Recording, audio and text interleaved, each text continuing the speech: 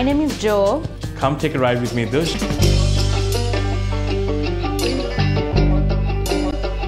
So from our kitchen to yours, easy dishes that can be made very quickly. In that they're completely rustic, also so pleasing, and extremely indulgent. We hope you enjoy it.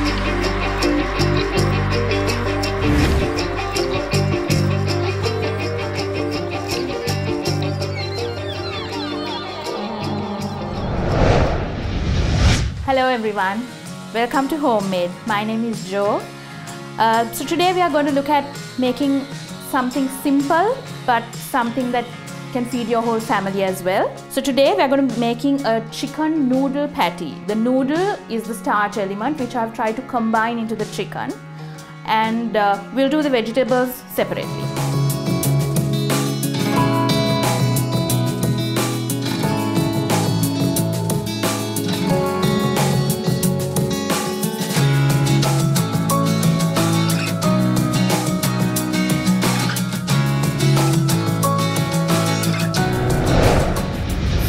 I'll just start with the chicken. You'll need 400 grams of minced chicken. I've just boiled this with salt and pepper. I'm just going to add this to my mixing bowl. 1 pack of instant noodles, just boiled with water, nothing added. So that's your starch element. 3 tablespoons of tomato sauce. 3 tablespoons of breadcrumbs, 1 teaspoon of garlic, just finely chopped. That will just add a lot of flavor to your dish, and 1 egg. Just crack that into the bowl and mix it all up. So one very important thing for this, I think, is finger juice. So I'm going to switch to my fingers. Let me just wash my hands.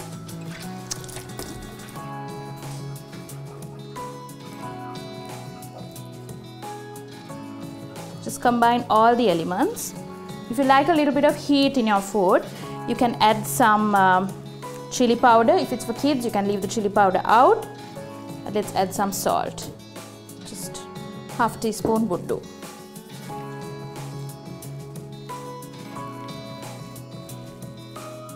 Then with your hands, once you've mixed everything up, just form a nice disc.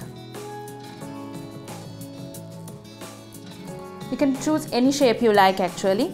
Just a fun fact, parents, if you want to make your kids eat this, use a cookie cutter and you can do some nice shapes. Okay. So while I do that, I'm just going to heat some oil up in this pan. Oops. Just 2 tablespoons of vegetable oil will do. What I have here is just some corn flour, just half a cup of corn flour. Okay, so now what I'm going to do is, I'm just going to place each one here. Just turn this down.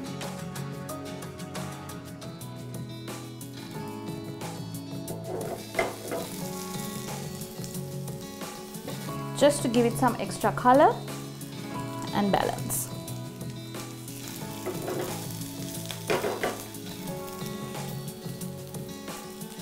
Let's do it 2 at a time, because otherwise the heat in the oil will come down.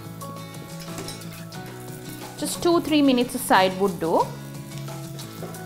Remember, everything is already cooked. The chicken, the noodle, it's all cooked. So all you need to do is just give it a browning and just a coating so that it holds together.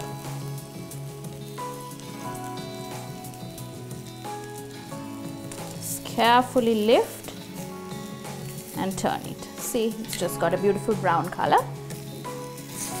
And turn.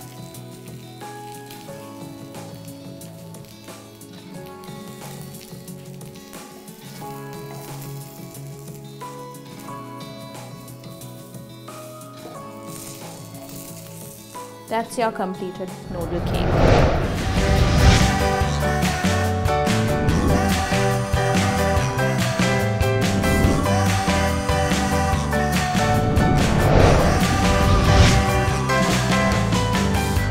next element of this dish is a stir-fried vegetable. I'll just tell you what you'll need for it. I have chosen spinach and red bell pepper. It's up to you. You can choose any vegetable you like, mushroom, anything will work for this. Right? Let's get started. So just put this on. Just 2 tablespoons of butter. Let that melt.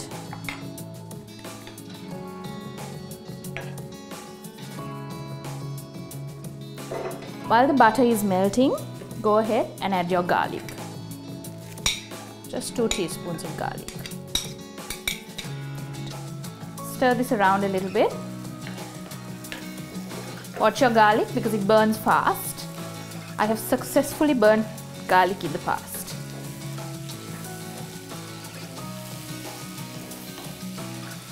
To me, actually, there is nothing quite like roasted garlic. The smell is just amazing.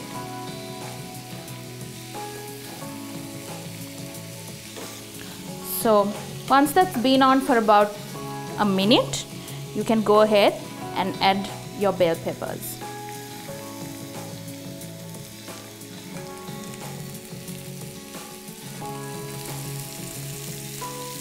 Just stir it around to ensure that the garlic and the butter is well coated in the bell peppers.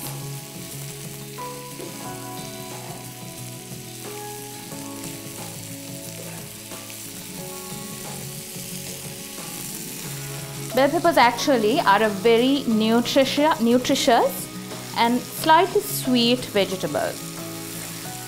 So what I've done actually with the bell pepper is, as you can see, I've removed the hot membrane that's inside, because instead of it sort of stinging your tongue, you can enjoy the flavor of the pepper. So you can see it's just melting down with the butter. That's just... So the spinach, I've just roughly broken it. I've just washed it and just broken it. There's nothing fancy about it. Just 300 grams of spinach will do. I'm just going to add the spinach slowly. Don't add it all at once because it will just crowd your pan. You can break it up further as you go along if you feel the pieces are too big. The smells from this, I wish you could smell it because it's just lovely.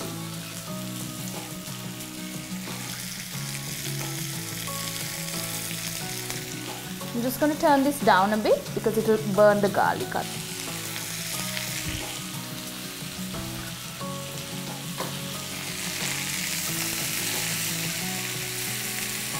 Just gently move it around so that you don't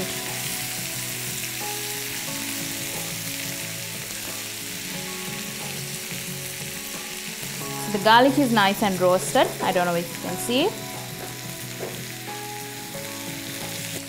So that's the consistency you're looking for.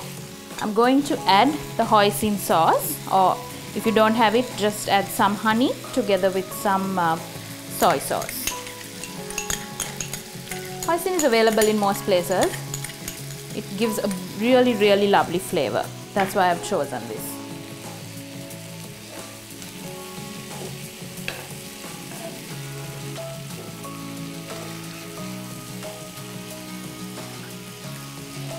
So roasted garlic, bell pepper and spinach. It's the perfect addition to your chicken cake. Just look at the colors on this dish. Green, red, it's so pretty actually. And it's all good for you.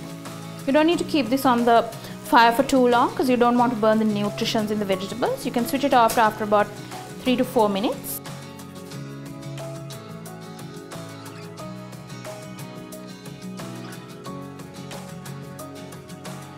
So that's a well-rounded dish actually. Chicken noodle plus your vegetables.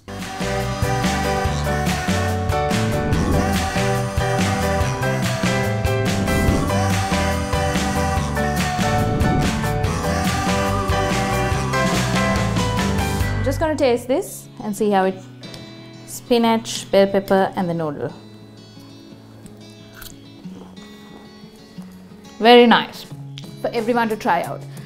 If it's a weekday, if you don't have time after work, this is just as easy as it gets. Just some chicken, noodle, and you have your vegetables as well. I hope you enjoy it, and I hope you try it. Let us know.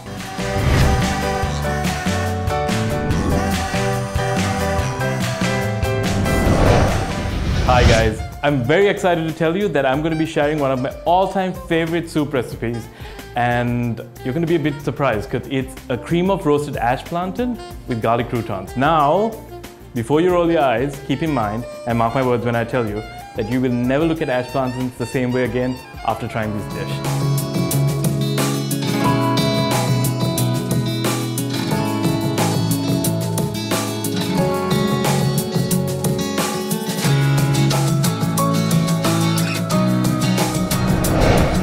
All you need is a couple of, well, obviously ash plantains, because that's what the soup is.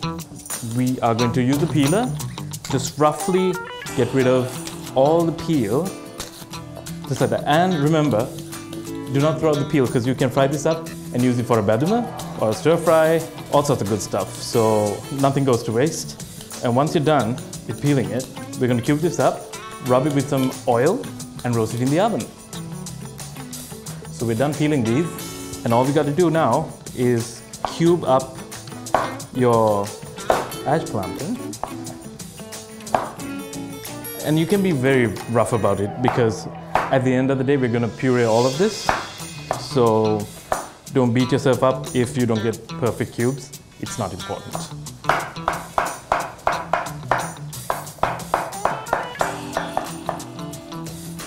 And once we're done, grab a dish. And we're going to lightly season this with salt. And pretty much not much else. Give it a good mix. And before we pop it in the oven, we need a little splash of oil to help it along the way to get a nice golden color. And also stop it from drying out, really. That's about it. Next, we just get a little tin that's lined up. Scatter your ash plantain without crowding the tin. You don't want them sitting on top of each other, so spread them out. And this goes in the oven next.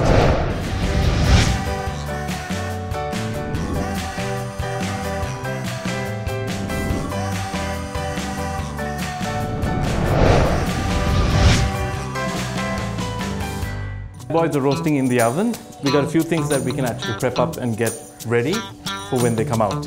So first you're going to need a small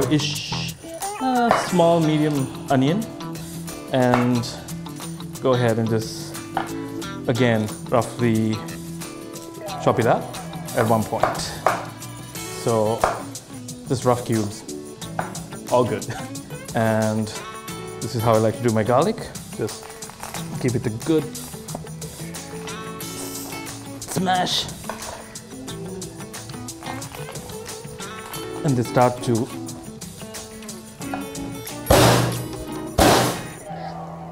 fall off, ideally.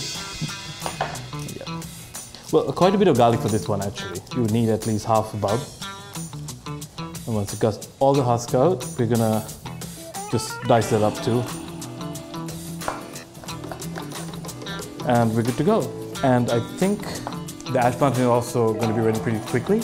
So in the meanwhile, we're going to pop this in a pan on, say, a medium heat. Get a little bit of oil, about 2 tablespoons, and we're going to need butter.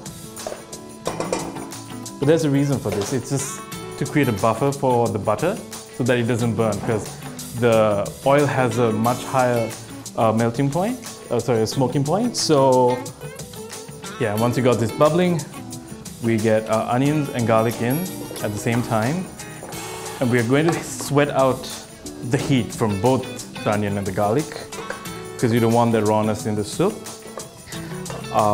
And by sweating, it means you get it to the point where the onion turns translucent and even the garlic starts to lose its color a little bit. But we're gonna push it past that point a little bit and get it into a nice caramelized stage, because that's gonna add a whole bunch of flavor into our soup.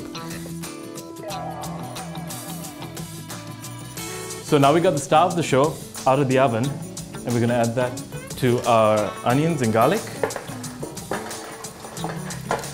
Oh yeah. So we're going to cook it for just a little bit so that all the flavors start to mingle together. Pretty soon, we're going to add a little splash of milk.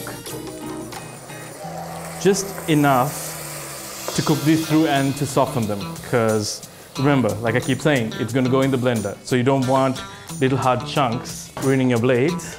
And while this is coming to a slow simmer, one other step that you want to do is to add your chicken stock. Just let that melt into the milk and season all of this.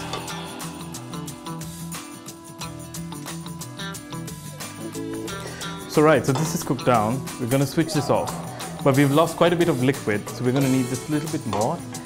So in total, we'll be adding about anywhere from 3 to 4 cups of milk into this dish. And yeah, here we go. Ow! This would help.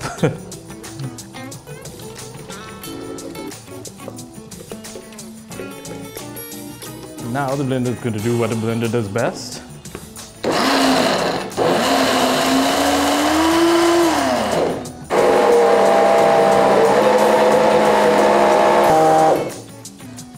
And there we go.